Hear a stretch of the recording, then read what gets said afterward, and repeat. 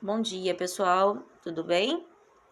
Hoje nós vamos falar um pouquinho sobre a Alemanha, né? Hoje seria o nosso teste, mas por conta dessa adaptação do online, vou passar o teste para a semana que vem. E hoje a gente vai falar um pouquinho sobre a unificação da Alemanha. Como assim, professora? Como é que a Alemanha, que era dividida e completamente dividida, Áustria, Prússia e assim vai, se tornou a Alemanha que nós conhecemos hoje, beleza? Então, antigamente, os países eram divididos em reinos, beleza? Na Alemanha, eles eram divididos em estados, que é praticamente a mesma coisa que reino. Então, eles tinham sua regra própria, tinham seu governo próprio, tinha o seu comércio próprio, mas a intenção era formar um único reino, né? Um único reino, para que tivesse uma única regra, uma única lei, um único líder, beleza? E a burguesia, que são os comerciantes, apoiavam esse tipo de atitude, ok? Apoiavam, porque para eles era vantagem. Era vantagem você ter uma regra só, um imposto só, ok? Então vamos lá. A Alemanha, naquele período, era dividida em estados, como eu havia dito. E ela foi dividida nesses estados, esses nomes de estados, através do Congresso de Viena, que aconteceu em 1815, beleza? Então, como eu havia dito, nós temos 39 estados autônomos dentro da Alemanha antiga. O líder desses estados era a Áustria e o vice-líder era a Prússia. Cada um, é claro, com seu desenvolvimento industrial, agrícola, agrônomo, de sua maneira, ok? Então, cada um pagava o seu imposto, cada um fazia do seu jeito, e a Áustria era o líder e a Prússia era o vice. Mas sempre essas brigas davam disputas territoriais, e principalmente um queria ser melhor do que o outro em relação a comandar. A Prússia não aceitava ser vice. Então a Prússia ela toma algumas atitudes que coloca ela no poder. Por exemplo, ela está em segundo lugar, ela quer ficar em primeiro lugar na liderança. Então, o que ela fez, né? Eles deram o primeiro passo, a Prússia deu o primeiro passo para a unificação alemã. Então, eles criaram, em 1834, o Zollverein, a União Aduaneira dos Estados. Eles uniram os estados em relação à economia. Como assim, professora? A Prússia ela fez um acordo, vamos dizer assim, que abolia as tarifas alfandegárias. Por exemplo, todo produto que chega no país, ele tem uma taxa alfandegária, ele paga a alfândega é o porto, ele paga uma taxa. Então, a Prússia, ela aboliu essas tarifas para justamente você comprar e vender mais sem taxas absurdas e abusivas. E isso já deu o quê? A liderança na mão da Prússia, beleza? Inicialmente, a Áustria ficou de fora desse acordo. A Áustria continuou pagando aí uns impostos. E a Prússia se fortaleceu cada vez mais política e economicamente, porque foi ela que deu esse primeiro passo de melhorar a vida dos alemães. Aqui nós temos mais ou menos uma imagem mostrando aí como que ficou o Tratado Zollverein, né? E como que os estados se uniram para não pagar essa taxa, beleza? 1834. A ideia de unir a Alemanha em uma só, ela ganha impulso a partir de 1860. Nós temos uma figura muito importante, que é um general, beleza? Chamado Otto von Bismarck. Ele junta, ele forma um exército militar bem forte aí na Alemanha e dá poder ao Guilherme I, que é um rei da Prússia, ok? Então ele gera aí uma aliança, né, entre a burguesia prussiana, que são os burgueses que tinham os maiores interesses em juntar o país em um só, e a aristocracia rural. A aristocracia são a elite rural, beleza? E ele cria aí um exército alemão. Esse exército que você conhece da Alemanha começou a se fortalecer e a se unificar naquele período, no período de 1860, onde eles começam a crescer militarmente. Você mais para frente, dentro do período da Primeira Guerra e da Segunda Guerra, você conhece uma Alemanha fortemente militarizada. E eles começaram a crescer e a se desenvolver militarmente a partir desse período, a partir desse general, Otto von Bismarck. Ele é muito importante para a história da Alemanha, beleza?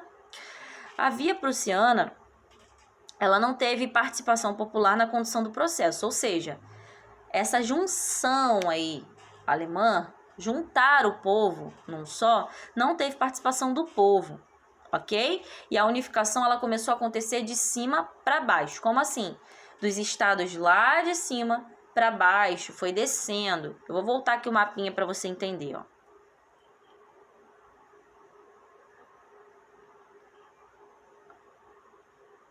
Quando eles falam de cima para baixo, eles querem dizer, ó, de cima do mapa para baixo, tá vendo? Eles começaram a pegar os países lá em cima e unificando, conquistando aos poucos, até se tornar uma Alemanha única, beleza? Então vamos lá, voltando aqui, ó. Como é que foram as etapas da unificação? Como a Alemanha se tornou uma Alemanha única? Entenda uma coisa, esse exército que eles criaram do Bismarck, eles se viram envolvidos em várias guerras justamente para unir o território alemão. Então preste atenção, em 1864, eles se envolveram na Guerra dos Ducados contra a Dinamarca, a Prússia e a Áustria contra a Dinamarca, justamente para poder começar a unir os territórios. Vamos lá. Aí eles conseguiram a anexação dos territórios de Holstein e Schleswig. Beleza? Preste atenção. Todos os nomes alemães, é claro, e eles foram começando a juntar o país em um só. Em 1866, eles tiveram essa unificação, eles se envolveram nessa guerra de unificação, uma guerra entre a Austro-Prussiana, beleza? Uma guerra entre a Áustria e a Prússia, justamente para conseguir mais territórios, e foram brigando para se unir um ao outro. Em 1870, eles estiveram envolvidos entre uma guerra franco-prussiana, ou seja, a Prússia, que era líder aí na Alemanha, e a França. Eles queriam pegar dois territórios bem famosos aí na Primeira Guerra, você vai entender. Dois territórios que pertenciam à França, os territórios de Alsácia e Lorena, que eram ricos em ferro e carvão. Então a intenção não era só pegar a terra, era pegar também a economia, porque quando você pega uma terra de alguém, você pega aquilo que eles fortaleciam dentro do seu país. Ou seja, eles eram ricos em ferro e carvão, e isso geraria dinheiro para a Alemanha. Então, eles queriam aquele território. Lembra que eu falei para você que todas essas guerras que nós tivemos no mundo, Primeira Guerra, Segunda Guerra, a intenção maior sempre era terras e mais riquezas? Foi isso que aconteceu. Então, a Alemanha, dentro do seu processo de unificação, ela já arrumava treta com outros países. Foi o caso aí da França, e a gente vai ver isso também na Primeira Guerra muito mais acentuado.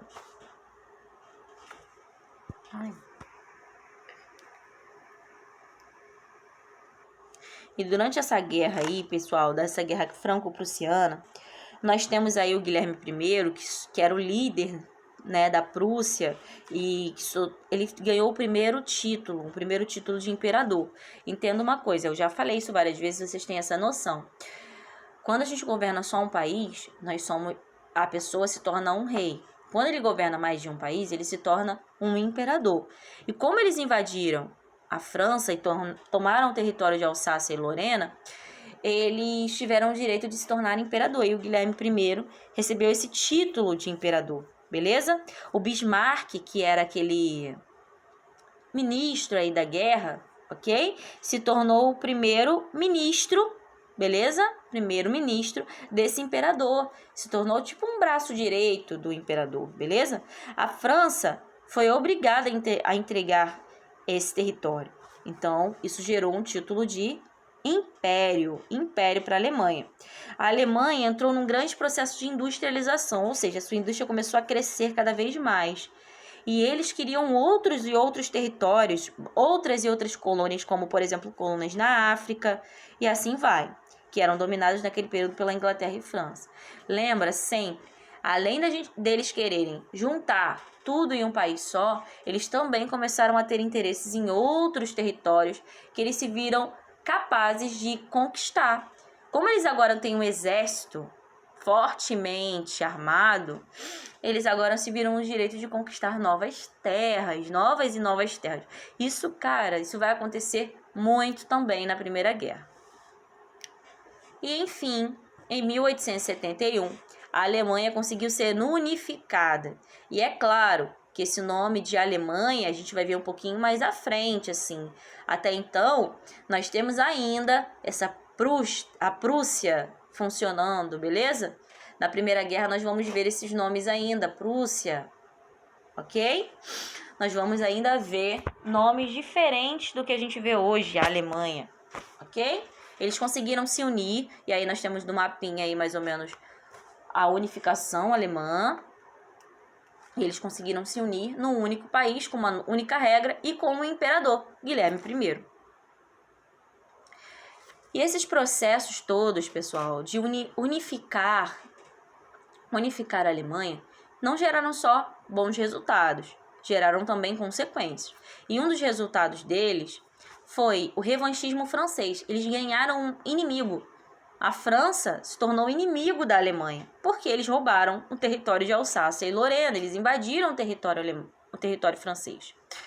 Houve uma disputa imperialista. Como assim? A França também tem a intenção de expandir os seus territórios. E a França também era imperialista, Napoleão, beleza? Então houve uma disputa de impérios. O Império Alemão com o Império Francês.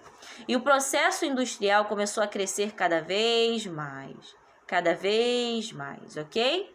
Cada vez mais acelerado. E a gente sempre precisa de mão de obra para trabalhar. E durante esse período, aconteceu a Comuna em Paris, em 1871. Aí nós temos uma foto da classe trabalhadora daquele período. A indústria começou a crescer. Então, a gente tem uma foto da classe trabalhadora. Mulheres e homens trabalhavam nas indústrias. E aí aconteceu a Comuna de Paris, que foi justamente uma tentativa de conseguir melhorias para a classe trabalhadora. Foi o primeiro governo de inspiração socialista da história, onde eles queriam direitos iguais para todos, ok? Mas não durou muito tempo, não. Durou apenas 72 dias, até porque a burguesia era fortemente armada, né? Tinha um militarismo a seu favor, então eles não conseguiram se expandir muito com as ideias socialistas, não. O capitalismo, o capital, o dinheiro, ainda tinha muito poder. Tem até hoje, né? Eles queriam igualdade civil entre homens e mulheres, para que eles ganhassem os mesmos salários, os mesmos direitos, olha isso. Em 1871, querendo direitos iguais, isso era bem difícil naquele período. Pensões para viúvas e órfãos, o povo que ficava viúvo das fábricas, dos trabalhos, não tinha direito a nada, ok? Fim do trabalho noturno. Nesse período de industrialização, as pessoas trabalhavam sem regras. Você trabalhava por hora. Então, muita gente trabalhava muito e muita gente morria nas fábricas. Era um trabalho bem perigoso e sem nenhuma segurança e sem nenhuma garantia, como você pode ver. Quem ficava viúvo não ganhava nada depois que o homem morresse, ok? Ou a sua mulher morresse. Ou você ficasse órfão, sem pai, sem mãe. As fábricas eram bem perigosas naquela época. Muita gente perdia a mão, perdia braço, perdia perna, porque não tinha segurança no trabalho. E esse governo, essa tentativa de socialismo, de igualdade para todos, foi reprimida pelo governo republicano de Versalhes, ok? O próprio Bismarck entrou aí na disputa, na briga, para reprimir esse povo que queria a igualdade de direitos. Aí nós temos algumas fotos, algumas imagens, tá vendo? Da Alemanha naquele período. Ó, a briga entre quando o povo foi para a rua, ok? Tentando destruir tudo para chamar atenção. Mas esse aqui é o resultado, Semana Sangrenta, o resultado justamente dessa repreensão do exército contra o povo. Nada de direitos iguais, queridos. Ou você trabalha, ganha o seu dinheiro e fica quietinho, ou você é morto, ok? E aqui a gente termina a nossa aula de hoje, com essas imagens fortes aí de que o povo tentando lutar perdia tudo. E aqui a gente termina a nossa aula, né? E vamos fazer alguns exercícios para fixar um pouquinho mais essa questão alemã no nosso pensamento, ok? Então vamos lá para o grupo.